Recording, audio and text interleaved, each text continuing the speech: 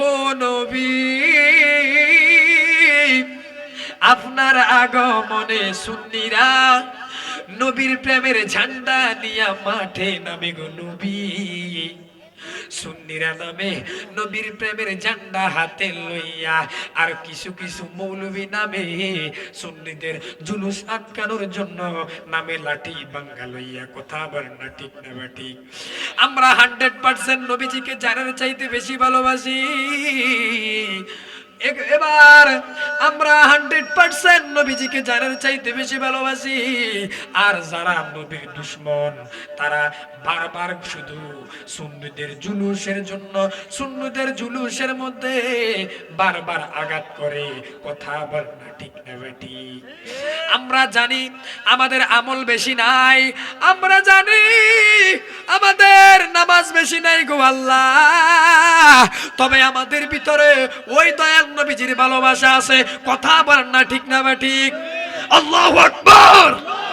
আর মায়ার সুরে বলেন না আল্লাহু। একজন সাহাবী আয়েশা ডাক দিয়া কয়, ইয়া রাসূলুল্লাহ, ইয়া হাবিবাল্লাহ, নবী গো, ও মায়ার নবী।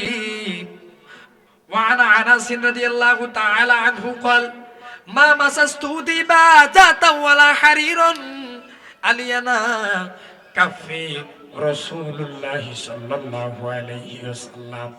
আমি আমার নবীজির কাছে যখন আসলাম গো, আনাস রাদিয়াল্লাহু তাআলা আনহু বলে, আমি আমার নবীজির 10 বছর খেদমতে ছিলাম। কত বছর? আরো জোরে বলেন না, কত বছর? 10 বছর খেদমতে ছিলাম। তখন আমি দেখলাম ওয়ানা আনাস রাদিয়াল্লাহু তাআলা আনহু قال মা মাসাস্তু দিবাজাতান ওয়ালা হারিরান। আমি যখন আমার নবীজির যেই মাত্র নুরানি হাত মোবারকটা ধরলাম, আমি তাকায়া আমি অনুভব করলাম গো, আল্লাহু আকবার, আমি অনুভব করলাম আমার জীবনে আমি কত নরম নরম জিনিস আমি ধরলাম। আমার জীবনে আমি তুলার কাপড় আমি ধরলাম, আমি বিদেশি মখমলের কাপড় আমি ধরলাম। বিদেশি মখমলের কাপড় হইল নরম, কিন্তু আমার দয়াল নবী, মায়ার নবী গো, এত নরম হাত আমি কোনোদিনও ধরতে পারি নাই। আর চিৎকার করে বলেন সুবহানাল্লাহ। সাহাবী বলে শুধুমাত্র তাই নয়, ওয়ালা শামিমতু মিসকান ওয়ালা আম্বারাতান। আমি সব সময় যখন আমার নবীজির সাথে আমি যখন হাঁটতাম, আমি সব সময় আমার নবীজির পিছন দিয়ে আমি হাঁটতাম, কখনো আমার নবীজির সামনে দিয়ে আমি হাঁটতাম না। কেননা আমি যখন আমার নবীজির পিছন দিয়ে হাঁটতাম, এই কারণে আমি যখন আমার নবীজির পিছন দিয়ে হাঁটতাম তখন ওয়ালা শামিমতু মিসকা ওয়ালা আম্বারাতান, আমার নবীজির শরীর মোবারক থেকে মেশক আম্বরের চাইতো আরো বেশি ঘ্রাণ পাইতাম। আর মায়ের সুরে বলেন না সুবহানাল্লাহ।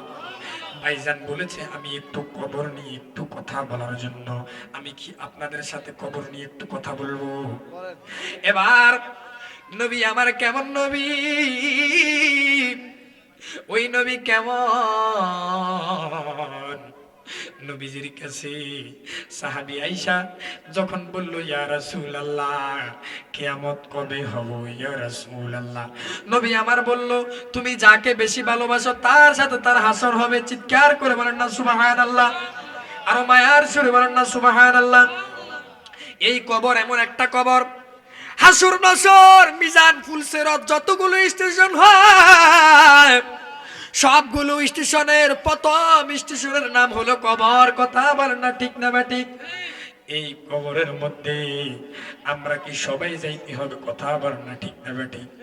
বিসমিল্লাহির রহমানির রহিম। কুল্লু নাফসিন যায়িকাতুল মাউত।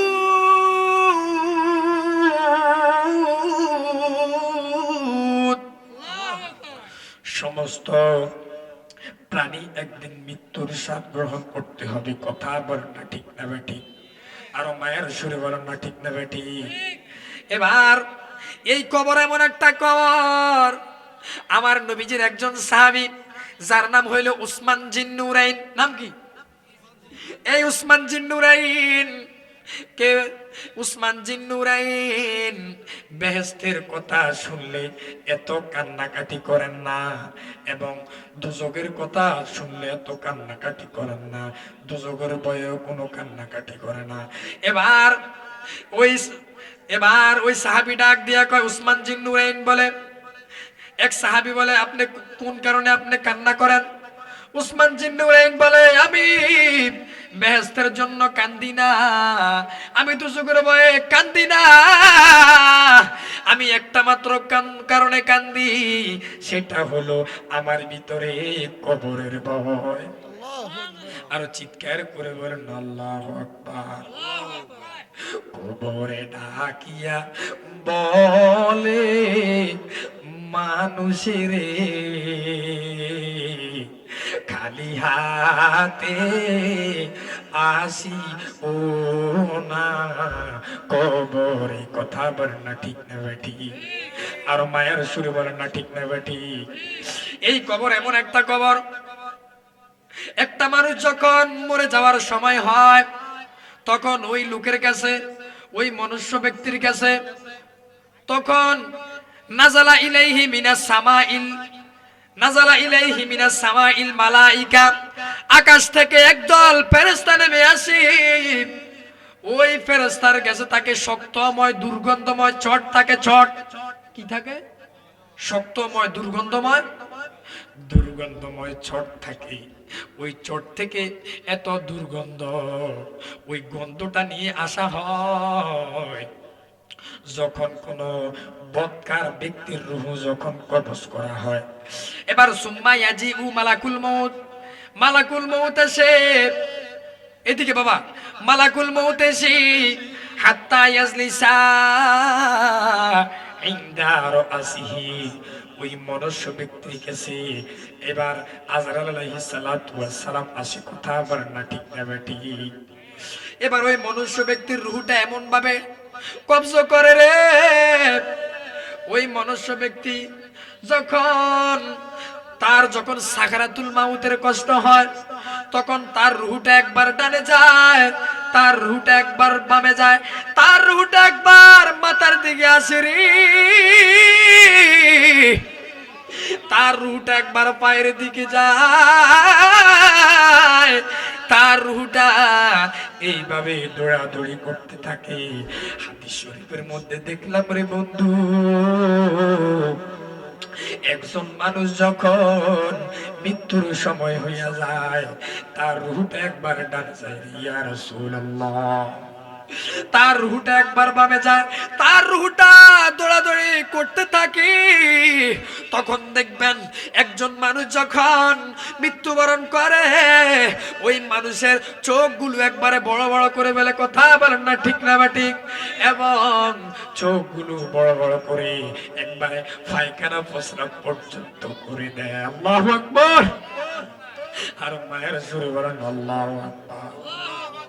এবার ওই মনুষ্য ব্যক্তিটাকে যখন ওই মৃত্যু ব্যক্তিটা মারা যায়, তখন ওই মৃত ব্যক্তির রূহটাকে যখন, ওই লাশটাকে যখন গোসল করায়, তখন তার গায়ের মধ্যে যখন সাবান দিয়ে এইভাবে ধৌত করে, এবার ওই আত্মাটা ডাক দিয়া বলে, আমাকে আস্তে গোসল দাও। আল্লাহু আকবার। আমায় আস্তে গোসল দাও, আমি আর ব্যথায় সহ্য করতে পারি না, আমার শরীরটাকে আজরাইলে কাবাবের মতো শক্ত করে ফেলেছি। আর চিৎকার করে বলেন না আল্লাহু আকবার। ওই কবরে আমরা যেতে হবে কি হবে না? আর জোরে বলেন না, কবরে যেতে হবে কি হবে না? ওই কবরে আমরা যেতে হবে। এই কারণে আমরা যতদিন বাঁচবো, এবার যতদিন আমরা এই দুনিয়ার মধ্যে বাঁচবো, আল্লাহ পাকের বিধান মতো চলবো। কথা বলেন না ঠিক না বেঠি? আর জোরে বলেন না ঠিক না বেটি, আর মায়ের সুরে বলেন না ঠিক না বেটি। এ বন্ধুরা রে আমার, এ যুবক ভাইরা, এ মুরব্বী বাবা, অনুরোধ করি অনুরোধ, ওই কবরের ভয় যদি অন্তরে থাকে, ওই কবরের ভিতরে যদি যেতে হয়, তাহলে দয়াল নবীকে জানের চাইতে ভালোবাসতে হবে। কথা বলেন না ঠিক না বেটি, আর জোরে বলেন না ঠিক না বেটি। সকালে একটু দরুদ শরীফ পড়েন, আল্লাহুম্মা সাল্লি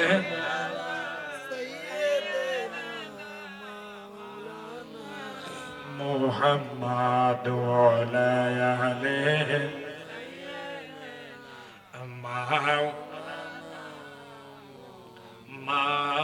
আল্লাহুম্মা সাল্লি সাইয়্যিদিনা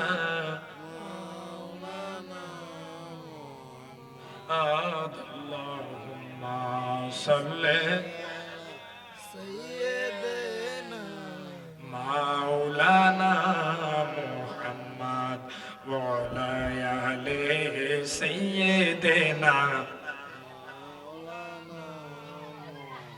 এ বন্ধুরা আমার, এ যুবক ভাইরা, গভীর মনোযোগ দিয়ে বয়ানটা শুনবে। ওই কবর ভয় অন্তরে থাকা লাগবে রে, ওই কবর ভয় অন্তরে রাখা লাগবে। যখন আপনি দুনিয়া থেকে চিরে বিদায় হয়ে যাবেন, আপনাকে যখন কবরের ভিতরে রাখা হবে, তখন একটা একটা করে যখন বাঁশ দিবে, বাঁশ দেয়নি, একটা একটা করে বাঁশ দিয়ে আপনাকে যখন কবরের মধ্যে রেখে দিবে, কবরের মধ্যে রেখে দিয়ে যখন একবারে মাটি দিয়ে ফেলবে, তখন আপনাকে তিনটা প্রশ্ন করবে। কয়টা প্রশ্ন? তিনটা প্রশ্ন করবে। এক নাম্বারে হলো মান রব্বুকা, তোমার রব কি? আপনি যদি ইমানদার হন তাহলে বলবেন রব্বি আল্লাহ, আল্লাহু আকবার। দ্বিতীয় নাম্বার প্রশ্ন করবে মা দিনুকা, তোমার দিন কি? আপনি যদি ইমানদার হন তাহলে আপনি বলবেন দিনিয়াল ইসলাম, আমার দিন হলো ইসলাম। আর যদি আপনি কোনো প্রশ্নের জবাব না পারেন গো, তখন আপনি বলবেন লা আদরি, লা আদরি, আমি জানি না, আমি জানি না। এবার তিন নম্বরে প্রশ্ন করবে মান হাজা, এই ব্যক্তিকে? তখন আপনি বলবেন, তখন আপনি বলবেন হাজা রাসূলুল্লাহ সাল্লাল্লাহু আলাইহি ওয়াসাল্লাম, তিনি হলেন আল্লাহ তাআলার রাসূল, আমার প্রিয় নবী মুহাম্মদ সাল্লাল্লাহু আলাইহি ওয়াসাল্লাম। আর চিৎকার করে বলেন না সুবহানাল্লাহ।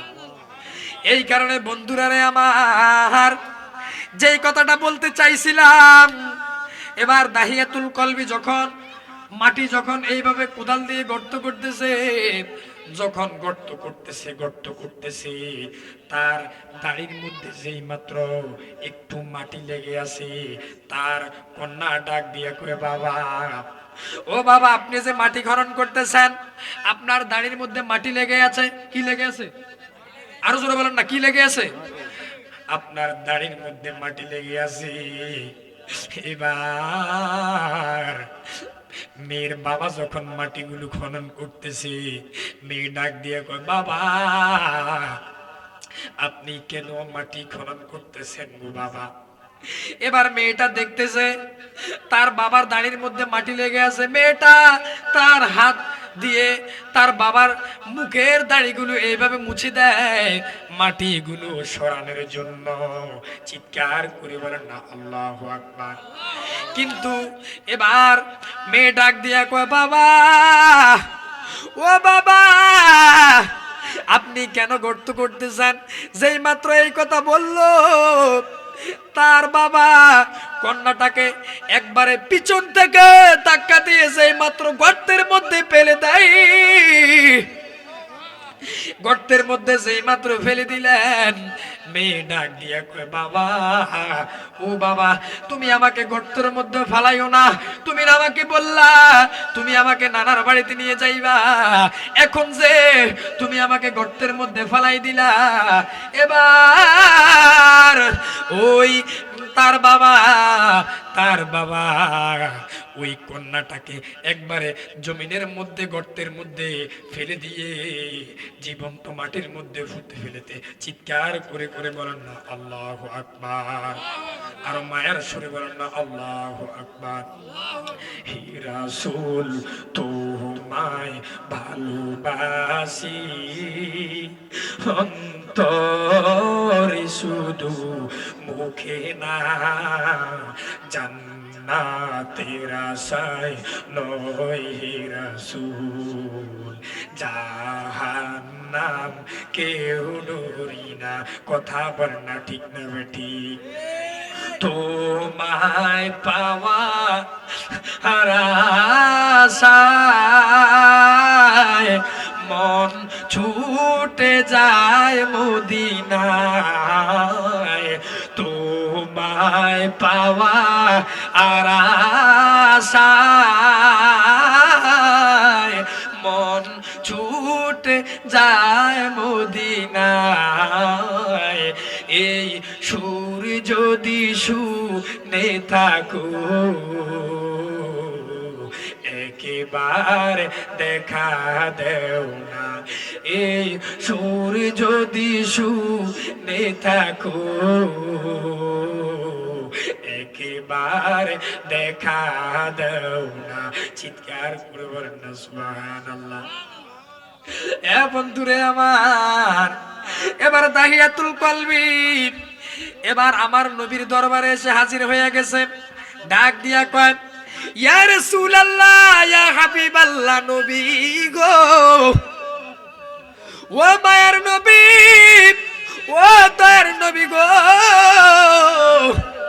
ইয়া রাসূলুল্লাহ, আমি যে আমার কন্যাটাকে জীবন্ত মাটির মধ্যে ফুটে ফেলছি গো। আল্লাহু আকবার।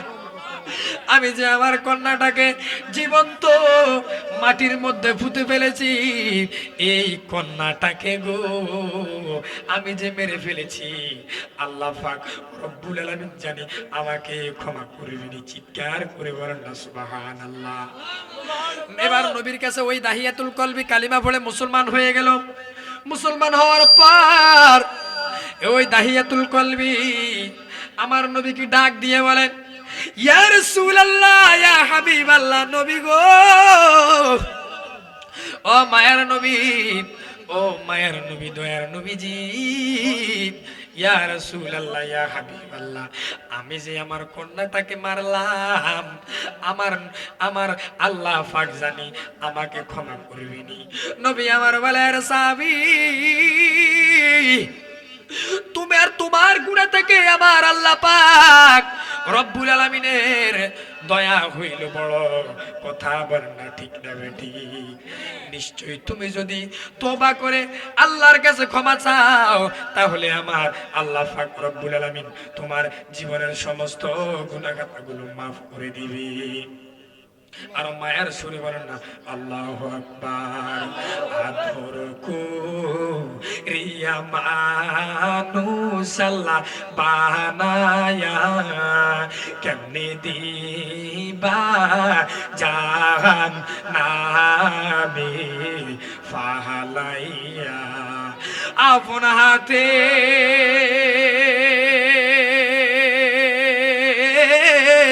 বান্দা মাওলা তুমি বানায়া। কথা বলেন না ঠিক না বেঠিক? আপন হাতে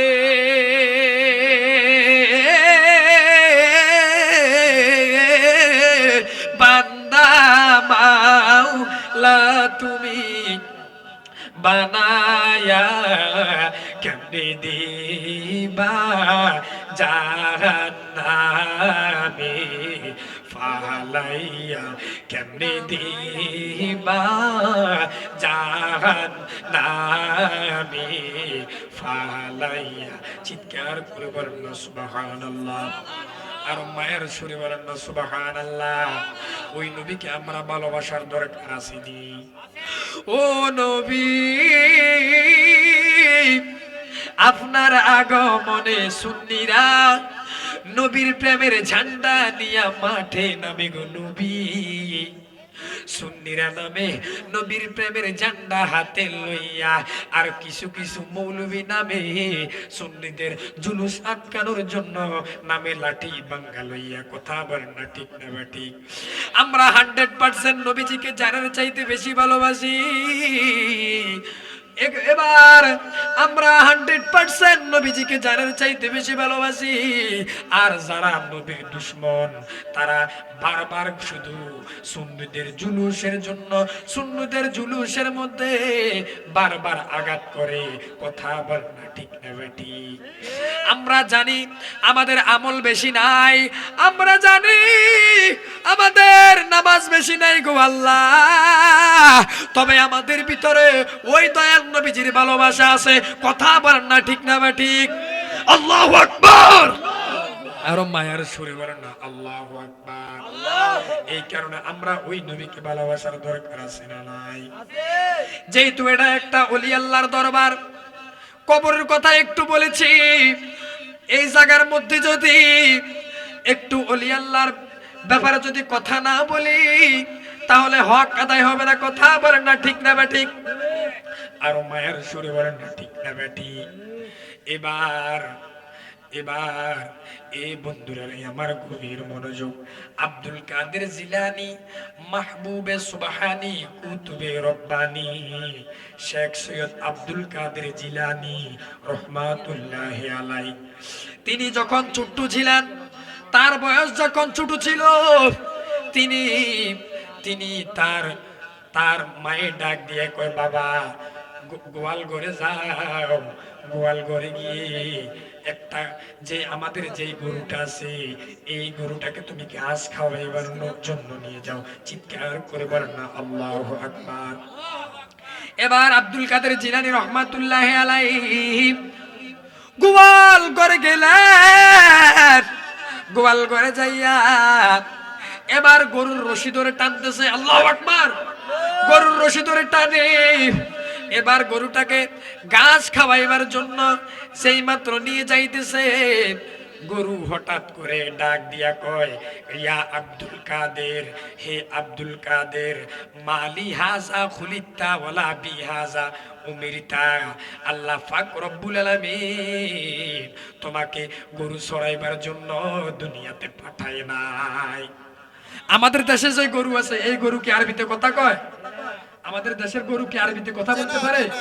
তখন গরু ডাক দিয়া কয়, ইয়া আব্দুল কাদের, হে আব্দুল কাদের, মালি হাজা খুলিতা ওয়ালা বিহাজা উমিরতা, আল্লাহ পাক রব্বুল আলামিন তোমাকে গরু চড়াইবার জন্য পাঠায় নাই। এবার যেই মাত্র গরুর জবান খুলে গেল, গরুর জবান খুলে যাওয়ার পর এবার তিনি গরুর রশি ছেড়ে দিয়েছে। মারে ডাক দিয়া কয়, ও মা, ও মা, আপনি যে বলছেন গরু চড়াইবার জন্য নেওয়ার জন্য, গরু যে আরবিতে কথা কয়। আল্লাহু আকবার। গরু যে আরবিতে কথা কয়, এটা তো এক অলৌকিক ঘটনা। কথা বলেন না ঠিক না বেটি? গরু বলতেছে, আল্লাহ পাক রব্বুল আলামিন আমাকে গরু চড়াইবার জন্য পাঠায় নাই, আমাকে বলতেছে